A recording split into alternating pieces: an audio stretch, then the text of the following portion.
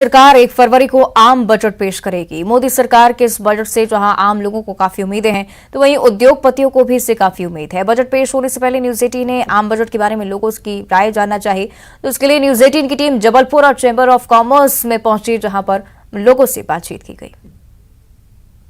सरकार के द्वारा एमएसएमई को लेकर के बहुत सारी योजनाएं बनाई गई, मगर बहुत सारी योजनाएं बनाने के बाद भी ऐसा कुछ लगा कि वो मूर्त रूप नहीं ले पाई, जिसका कि प्रतिफल ये हुआ कि उद्योग और व्यवसाय के माध्यम से जो आर्थिक विकास का एक क्रम था, वो क्रम प्रारंभ नहीं हो सका, या प्रारंभ होने के बाद वो अंत तक पहुंच नहीं सका, और उसका मुख्य रूप से फायदा जो मिलना चाहिए था वो फायदा नहीं मिल पाया। इस बार के बजट में हम अपेक्षाएं कर रहे हैं कि शासन को एमएसएमई को ज्यादा से ज्यादा संसाधन उपलब्ध कराने का कारण होना चाहिए, जिससे कि एमएसएमई के माध्यम जो कि 65% जीडीपी में अपना कंट्रीब्यूशन रखते हैं, उन्हें आगे बढ़ करके देश की अर्थव्यवस्था में अपना सहयोग प्रदान करें। एमपी टूरिज्म का एक हब बन सकता है।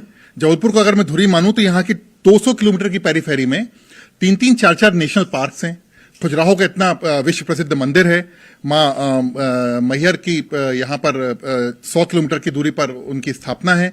तो यहाँ पर बहुत सारे ऐसे स्थल हैं जिनको हम टूरिज्म के नाम पर विकसित कर सकते हैं। फिल्म सिटी का एक मिनी फिल्म सिटी के नाम पर हम यहाँ जबलपुर में और उसके आसपास के क्षेत्रों में यहाँ पर लगाई जा सकती है, जिससे कि यहाँ का आर्थिक विकास हो सकता है। तकनीकी रूप से देखें तो 5 लाख रुपए तक की इनकम पे कोई टैक्स नहीं लगता है, क्योंकि उसमें 12,500 रुपए की छूट मिलती है यदि किसी व्यक्ति की इनकम 5 लाख रुपए तक है।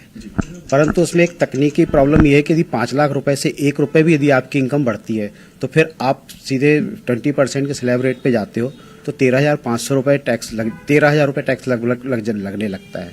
तो इसमें समस्या क्या हो रही है कि इसमें थोड़ा सा सरकार की रेवेन्यू भी डाउन होती है कि यदि किसी व्यक्ति की इनकम है वो 5 लाख से थोड़ी बहुत ऊपर है, तो वो 13,000 रुपए का टैक्स बचाने के लिए कुछ अपनी एडजस्टमेंट करके उसको 5 लाख रुपए से कम लाने की कोशिश करता है, जिससे कि वो 13,000 रुपए उसको टैक्स देना ना पड़े।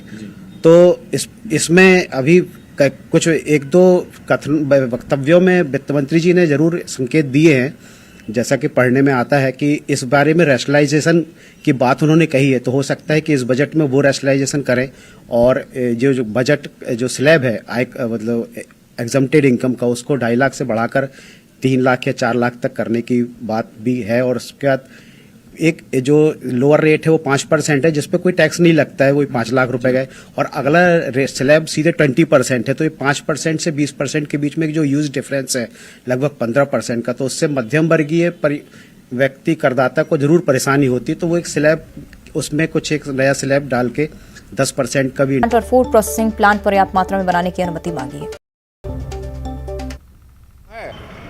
इसीलिए हम आग्रह करते हैं हमारे देश के सर्वोच्च पदाधिकारियों से या प्रधानमंत्री जी से कि किसानों को भी जब बजट आता है या प्लानिंग कमीशन में बैठते हैं, तो किसानों को भी वहाँ पे स्थान दिया जाए, ताकि वो अपने समर्थन मूल्य किसानों को जो वो आपका एमएसपी पे भी चर्चा हो, और जो रिबेट किसानों को मिलता है, जो छूट का प्रावधान है, सब्सिडी का प्रावधान है, उसमें भी किसानों से व्यू लिया जाए और किसानों को डायरेक्ट सब्सिडी दिया जाए। सरकार से हम किसानों का आग्रह है कि किसानों की बदहाली को दूर करने के लिए केंद्रीय बजट में एमएसपी की C2+50 के आधार पर कानूनी गारंटी दिया जाए, ताकि किसानों की समस्या दूर हो जाए।